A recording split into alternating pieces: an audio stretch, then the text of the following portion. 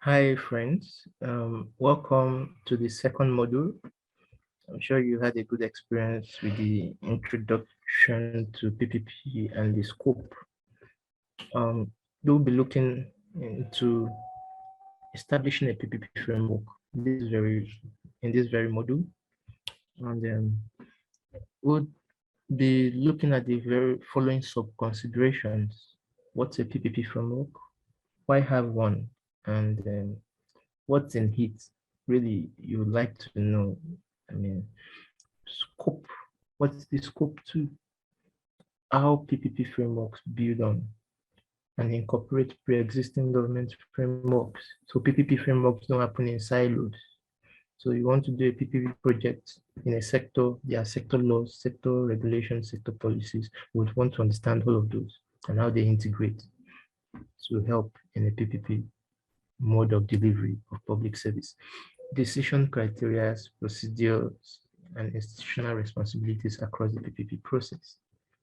And then we put up an illustration of the PPP framework in the case of Ghana, and you can always read that more because we provided the link to that. So straight into the issue, what's a PPP framework? I'm sure if you listened in at the module 1, you would have gotten a picture or two on what a PPP framework means. I remember saying it's like a rubric that sets the procedure. And so a PPP framework is a combination of policies and laws that define how and when PPP can be used to deliver a public service, the how and the when. So it helps to, it reduces ad hocness, it reduces randomness. It just makes the process to be tailored to some procedure. While it is not prescriptive, it still gives latitude for innovation, dynamism, and all of those. It articulates the objective scope, procedures, decision criteria, institutional responsibilities needed for the successful implementation of the PPP project. So would want to know why have a PPP project. PPP frameworks aim to promote effective, efficient, and sustainable delivery of PPP projects. So if I would give you a quick illustration, you might have experienced, and maybe when a government maybe was running a rail system. I'm sorry to, you might see that maybe there are times the rail service wouldn't keep to schedules.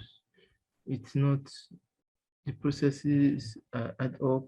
Sometimes there are no tickets, all of those. But if you give it to a private logistics company under a PPP arrangement, maybe you just observe that things move smoother, and so sometimes those are the low-hanging fruits of PPP, and it doesn't harm to consider it, especially if the procedures for consummating that is ethical, no vested interest, no round tripping, and all of those. So we'll look at all of this. PPP framework also helps to ensure that all of this for an effective and transparent PPP process is inbuilt and followed. And so to set up the principles which the PPPs are conducted, the principles in which the PPP will be conducted, that's the essence of the framework. To ensure decisions on using PPP are made based on value for money. PPP is a business model. The private sector coming into it is not coming in for charity. So there must be a value for money proposition, meaning that it's both good for the private party and it's both good for the public, not the public sector now, the public that would derive the value from the service. So there must be a value for money proposition. To use consistent procurement and documentation approach, but also allow for variances in different types of infrastructure. That's why I said it's not prescriptive. It's just creates a rubric, a frame, and there's room for innovation, adaptation, and all of this to ensure approval uh, process is understood and followed for PPPs. So that's that. Before I move to the next slide, I'd just like to give you a little illustration. You know, in a typical PPP, you would want to maybe let me give you an illustration of a transport sector. This time, the port. You might see the port is a whole ecosystem of several moving pieces. There's the wayloader, and there's the scanning section, many things. And sometimes you see scanners are bad, and the customs are doing manual assessments and all of those. Something that if a functional scanner was there, it would it would heighten the efficiency of that process by a factor of maybe 20. And it will even curb the tendencies for corruption, because when you are doing a manual process, there will be handshake or grazing of palms and all of those. So you want to ask yourself, government, before they get funds allocation, maybe the budgetary allocation for the year is so slim that there's no provisions for repairs, or if 10 things went bad, there's provisions to repair only two, and all of those systemic inefficiencies, you know. And also now that there's fiscal crisis due to COVID, economic life has dipped. If it's private sector, they will know how they wing around that, because they are not so big to operate in a so bureaucratic way. Yeah, so the private sector can fix a problem in its operations, because that is the source of its bottom line, within a couple of days or weeks. But sometimes it takes government months and even years. So you want to be sure that this brings efficiency, you know. And many times, imagine a scanning system at the port that is down for 1 year, 2 years, and the delays in port processes. So the private sector will derive value. The people who use the port, the people who are importing and exporting, will derive value if it's a PPP procedure, because the monies they waste on demurrage and all of those will be saved by having a more efficient service delivery procedure. So you can always look at the wins and the gains and all. So if you have worries that this is a PPP service, you want to think about the costs. Yeah, and always wait. That's why there's a cost benefit analysis. Then okay, that's that. We want to move forward. Um, the objectives of a PPP framework may vary depending on government policies and priorities. Oftentimes, government is the procuring authority, and they have their priorities. Usually, an economy will always be driven by a development plan. And so many times PPPs would always align to development priorities. It must be able to justify that it is keen into the development agenda of the economy at the time. And so um, some of this might be to enable more investment in infrastructure. I mean, like Nigeria, for Nigeria to be up and doing infrastructure wise, we need well over 3 billion US dollar. And that's like 50 years budget or annual budget of Nigeria to even meet up with that, you know. You know, so you want to ask yourself, and it's not like these funds cannot still be sourced. The private sector can rally around, but the government's budget is not as colossal as that. So it's either you want to wait for 50 years and the government is doing it gradually while paying attention to several other things, in their large chunk of budget for the year. Maybe infrastructure is just 30%, you know. So it might take government 50 years to make up with every year of 30% of its budgetary allocations to do that. And while it's even keeping to the goal, there will be distractions, force measures, there will be political distractions, many things. That's why it seems like sometimes promises are never kept. So why not just think of the prospect of widespreading even the projects? If government starts some projects, they are going bad, while it has not yet met up with other projects. But if you bring in PPP modalities for public-private collaboration, it sometimes isn't all of this. It reduces our cries about inefficiencies of government. Yeah. So achieving value for money in the provision of infrastructure for public services, um, improving accountability in provision of infrastructure to public services. Sometimes public procurement, traditional procurement procedures are fraught with corruption. And so, but if it's a PPP process, no company is corrupt with, I mean, companies try to be nimble and transparent with its operations, but they are more efficient. Um, and so you will not have a company that is defrauding itself. It might have one or two staffs who are doing strangely, but as a whole, its operations are more efficient. Are you with me? Um, yes, so that's that. Would want to look at the objectives of the PPP framework, and this might vary depending on government policies yet. That's just what we have looked at. It stimulates growth and development in the country. Yeah, and so PPPs, when they are done appropriately and they are meeting very priority needs, you see that there is economic spin.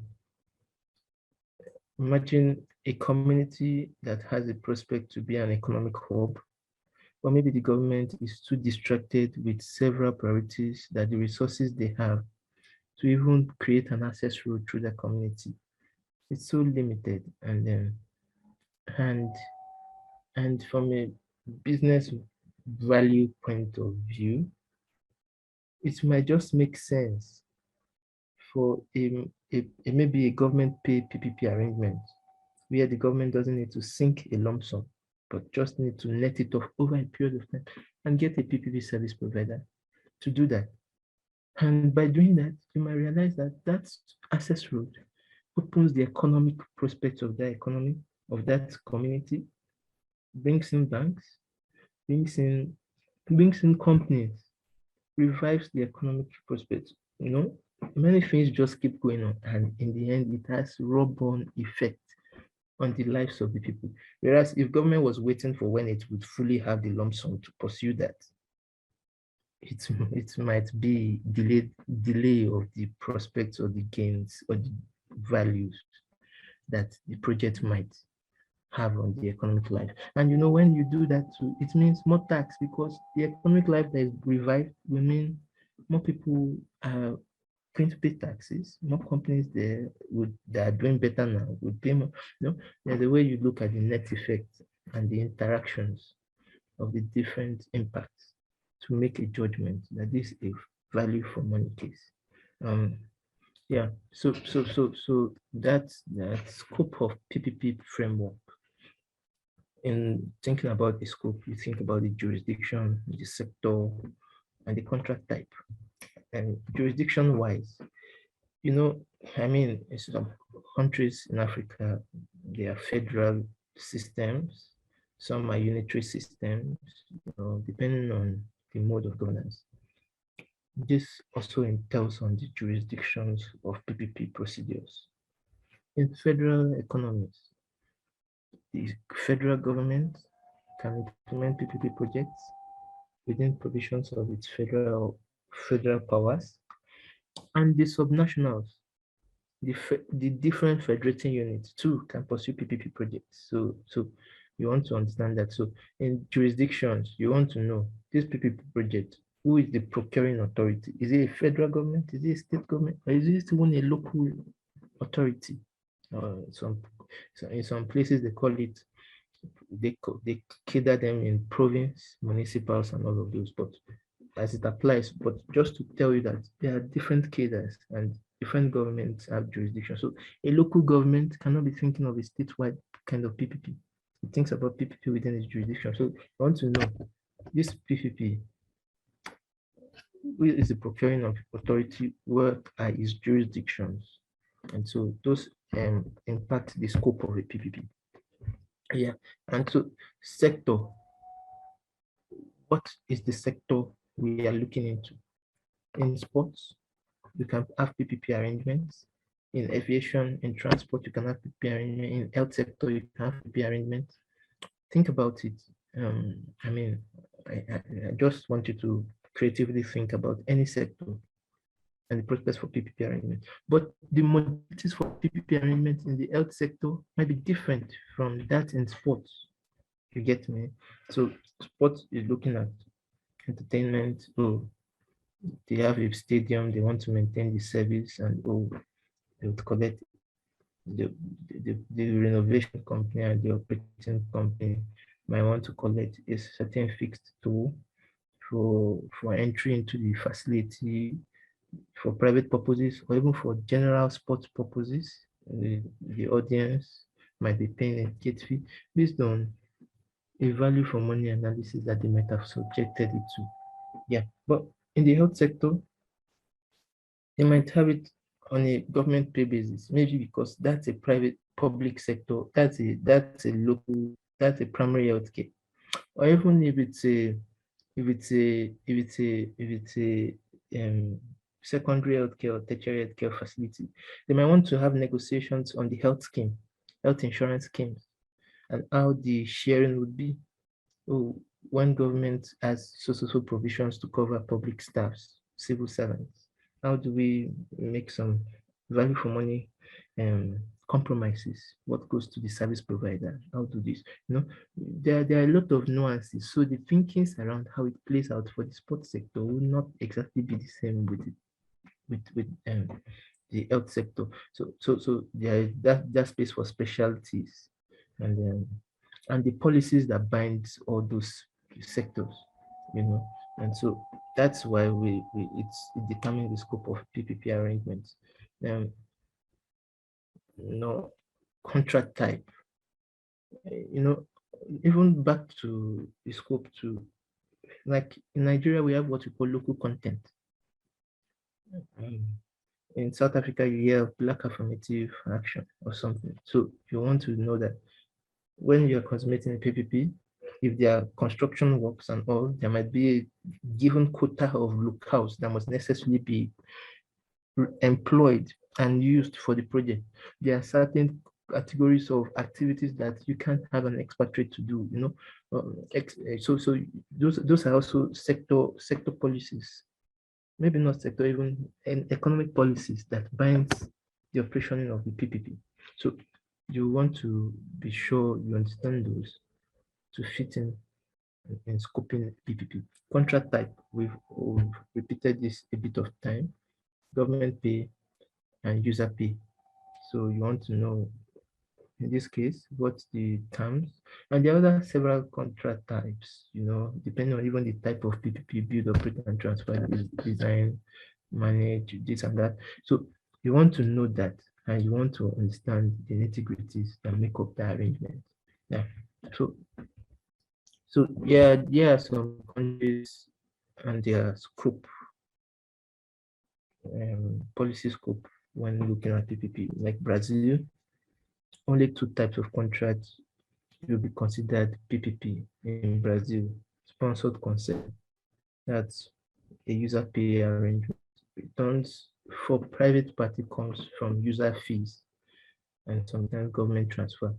Administrative concessions or returns on private party to the private party comes from the government. That is full government PPP, and they even place a cap on a floor on what is a benchmark threshold for what they will consider to be a PPP. The PPP will only be used for projects over $11.7 million. So any project below that, government will subject it to PPP considerations. And maybe this is because they weigh their fiscal buffers. We can't pull a project worth $50 million if we really want to pay attention to every other need within the economy. So we want to invite private sector to bring in their funds and see how to make a win-win that will also serve value to the citizenry. So you see, there are a lot of thinkings that go into what is considered. In Singapore, they place their own cap. PPPs will only be for projects over $50 million. While Brazil is saying $11.7 million, Singapore is saying ours is $50 million because we are capable. Yeah, we are capable to and we are efficient in service delivery, and we can do some things. But when we get to where we think we need PPP, we would call for such. So it varies. And so how PPP framework builds on and incorporates pre-existing government frameworks. We want to look at that too. How do PPP build on or incorporate? There are administrative laws, there are procurement laws, there are public financial management laws. You know, in adhering to a PPP procedure, you have to be compliant to existing laws. The government might want to be sure that you've been a compliant taxpayer for over a period of 10 years. And they will audit your books. They will do that. And that's a law. And so you must be compliant to that. Yes, maybe as a company, you might not yet bid for that because maybe you're a 2-year company and you've not had such a traction of operations and all of that. So sometimes there are laws to align to be compliant to meet up with PPP provisions. Administrative and civil laws in many civil countries, government agencies are governed by administrative laws that controls functions and decision-making processes. So you want to understand where to tender your PPP bids. Like maybe in the UK, it might be their treasury unit that issues a call for bids, tenders, and all of those. Whereas in Nigeria, it might be the Nigeria Infrastructure Concession and Regulatory Commission. Yes, not the Treasury, which is similar to the Ministry of Finance here. You know, there is a little institutional, there are little institutional difference in how different countries operate. You know, in other countries, maybe it's their Bureau of Public Procurement that is in charge of PPP processes. So you want to understand that and how the modalities work. So the way South Africa would initiate PPP processes might be different from the way it will obtain in emergencies, UK, and all of those. Sorry, I'm making illustration to UK, but in the African context, it might be different from how Morocco, the Kingdom of Morocco, does it. And so that's that. So we have spoken about procurement laws. There are procurement laws that might bind it. So components of your item, your purchases should be sourced locally, particularly if those are produced locally and the country is interested in local content and don't necessarily see you, maybe like in Nigeria that produces cement and you want to be importing cement from maybe overseas to do the same work. When this existing cement meets with specifications, you would not.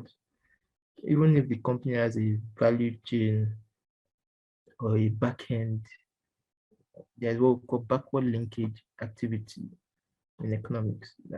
Maybe it has a cement factory in the UK. If the local content says source your inputs locally, you wouldn't go and be importing cement, So you want to understand the laws that binds what you want to do. Yeah. Financial management laws, institutional responsibilities, processes, and rules established in public financial management laws and regulations.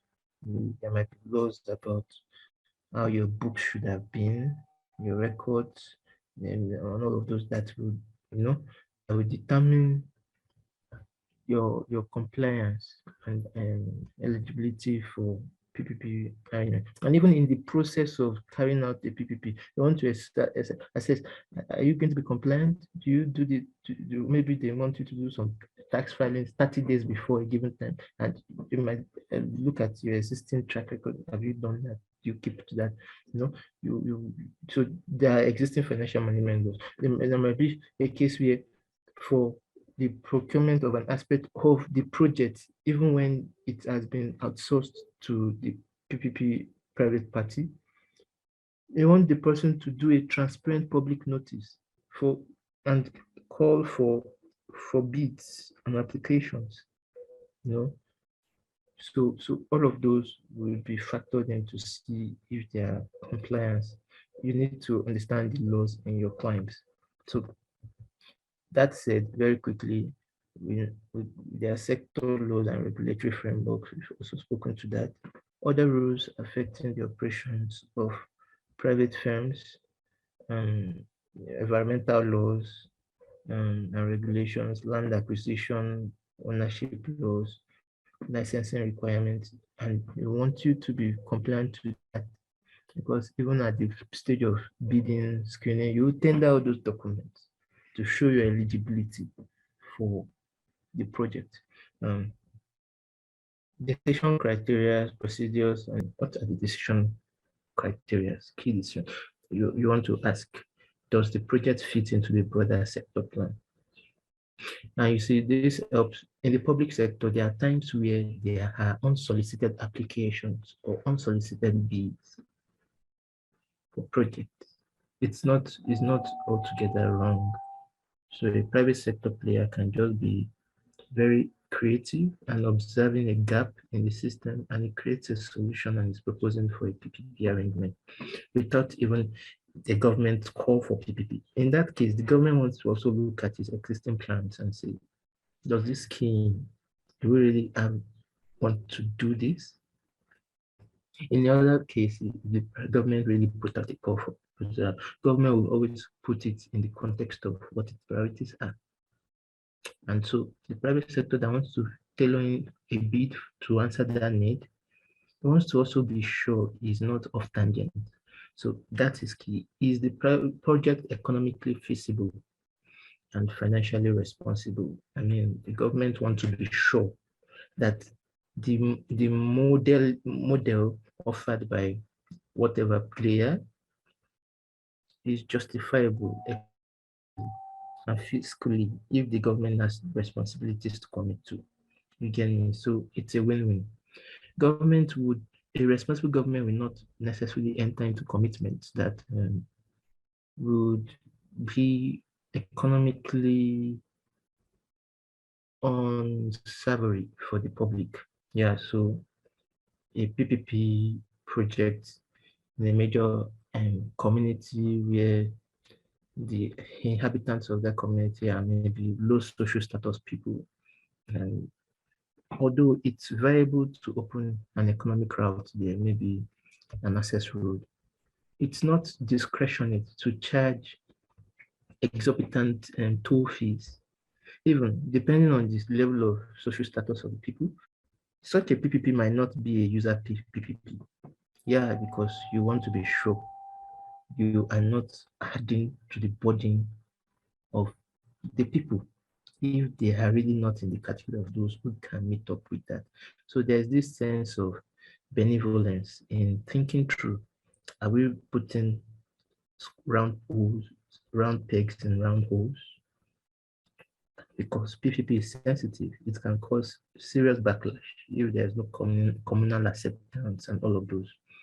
Are we really meeting the need, and the people around really see that this is, so all of those economic feasibility from the populist side, which is usually the government, where the government tends to, and even from its own books, fiscal side, looking at budgetary provisions, if we commit to this, maybe PPP project is committing the need for a 40%, 60% arrangement. And the government is asking, our books, does it provide for this? Can we accommodate this? And maybe there's another PPP that is giving offers of 30% government responsibility.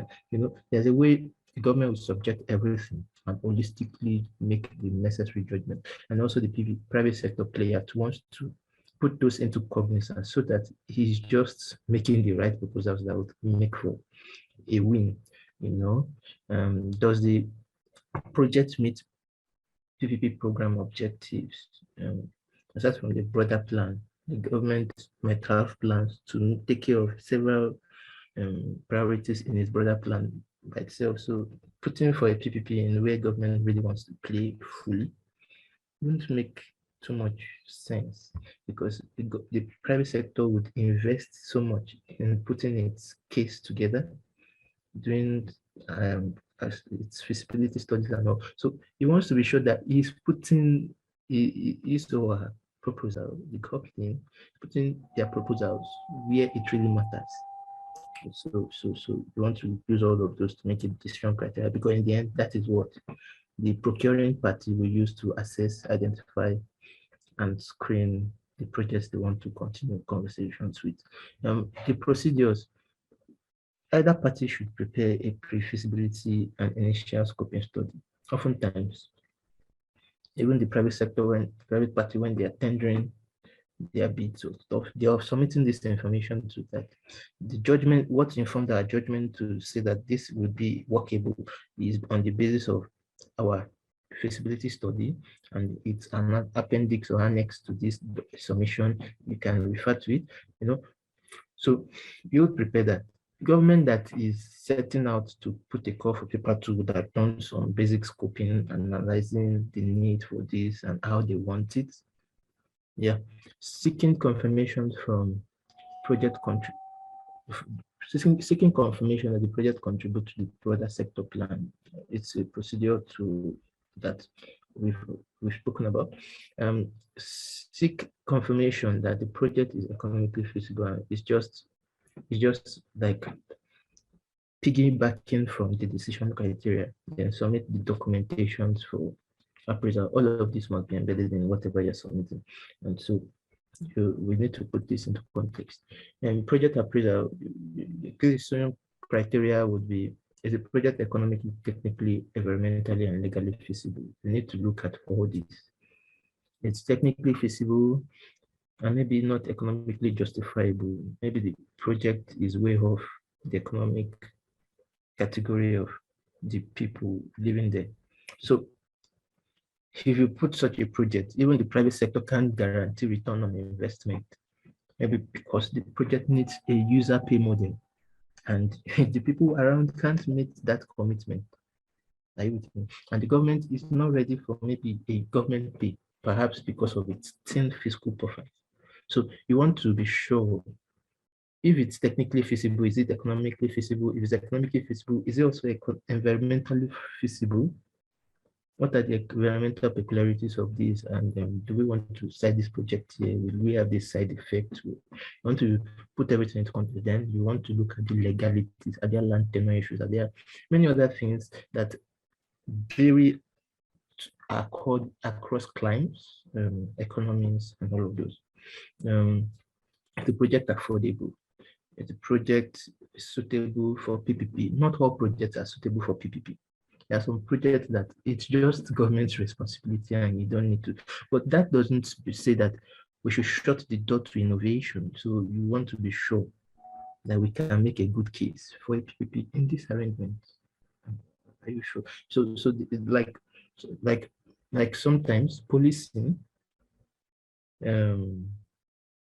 border security, territorial integrity, those kind of issues, movement of natural persons, they are within the jurisdictions of the government to take full control. But you might not make a full case to take over that duty or set of responsibilities that are strictly governmental. But you can put PPP cases for some pockets of processes within that to make government more efficient in delivering that. Running of port operations and all of those is fully government, because the customs needs to man the border and all of those. The agency, you can't do the work of customs. Customs is an institution that is very governmental, but there are duties within the chain of operation of customs that the bureaucracy of governance doesn't make it work as it should be, and it's telling on the business environment. So you want to wear your binoculars and look through. How can we make a PPP case? Oh, customs have a perennial problem of scanners. And scanners are critical to transparency. It even tells on ease of doing business ratings and transparency impressions of the economy and investor confidence. There's the side effect of high demurrage costs due to overtime stay of cargoes. If you look at the chain or the flow of of the operations with the economic justification for why PPP can be layered in some of those processes, you might be doing a world of service, but a government cannot abdicate his customs duty and say a PPP player should just come and do all of those. Customs duties have a lot of it's for the economic security. There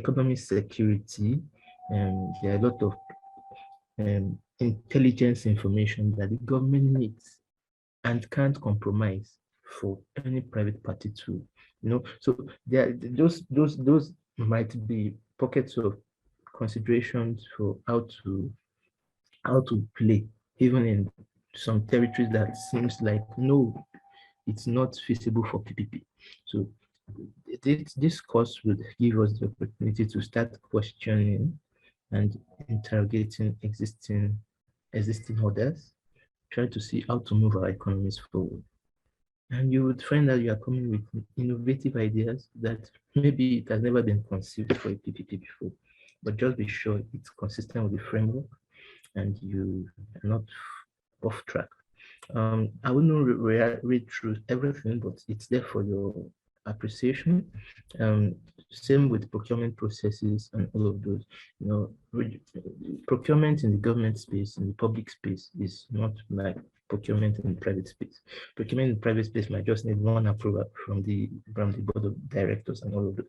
But in public space, you might need to follow the considerations of the Bureau of Public Procurement, if you have such a bureau, and they might have a part to countersign. The minister might have something to do, and all of those. And so PPP is a middle ground between that.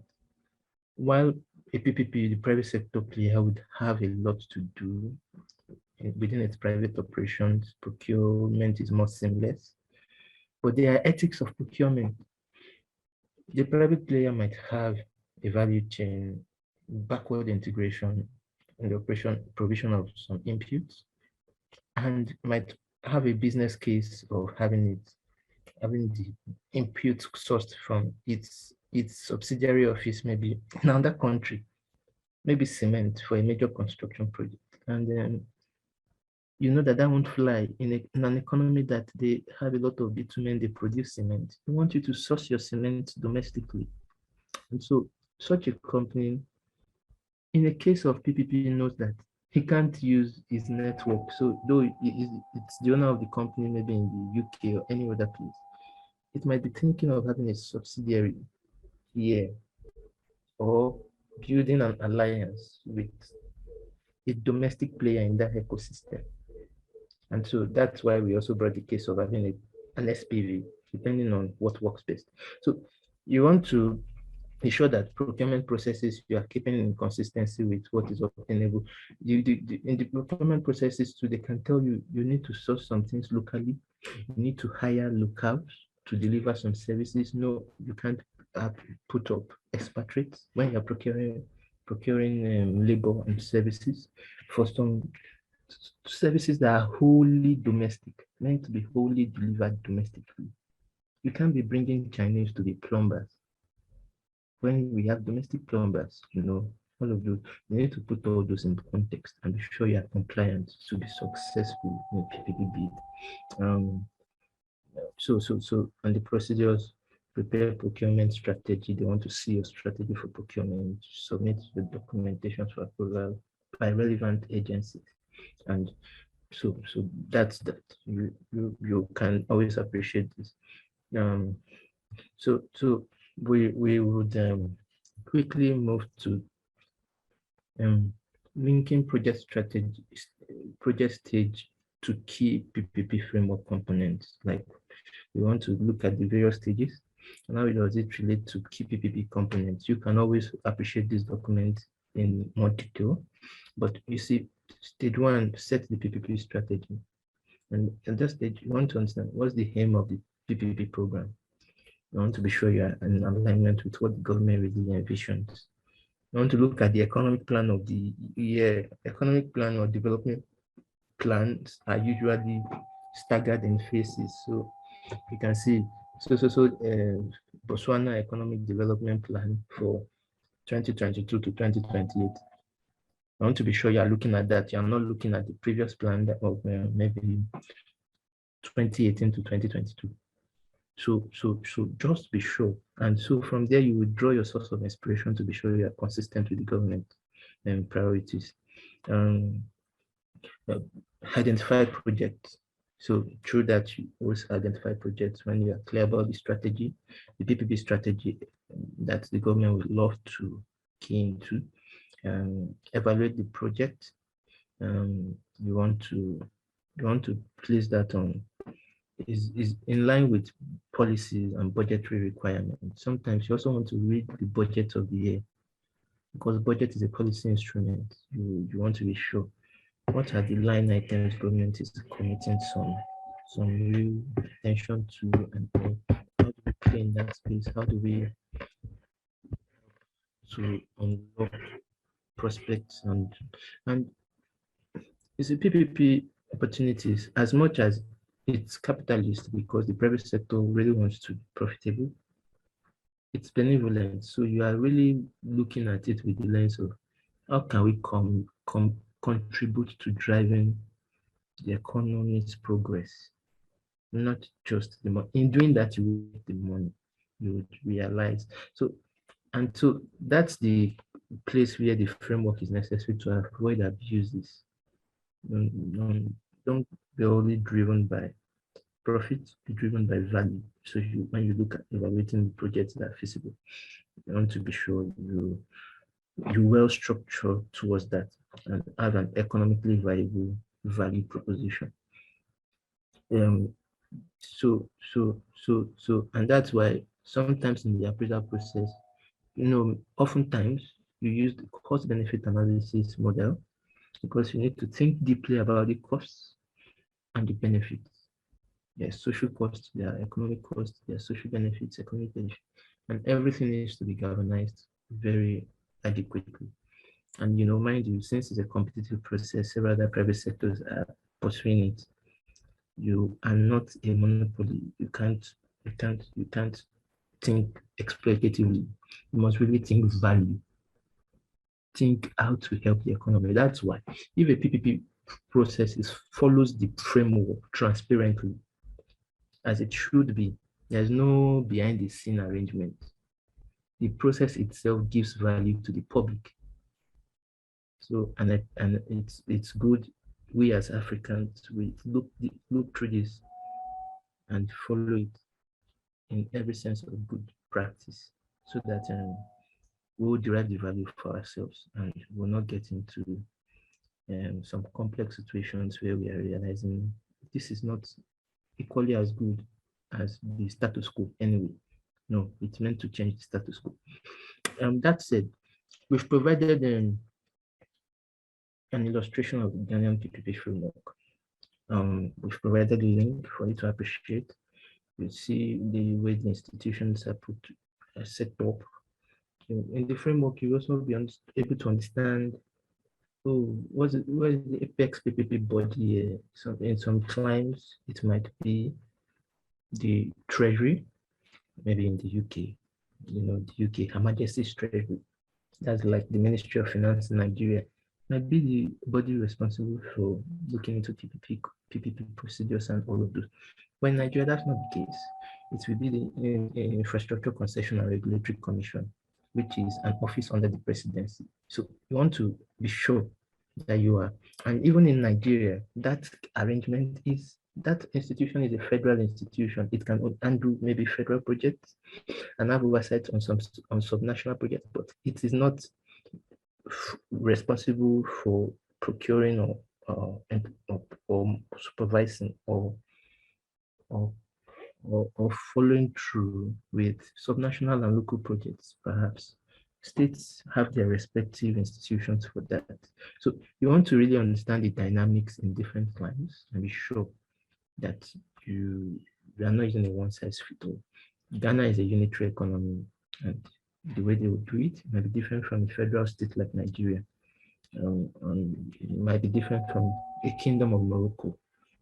It's quite monarchical and all of this. So that's that, and thank you very much.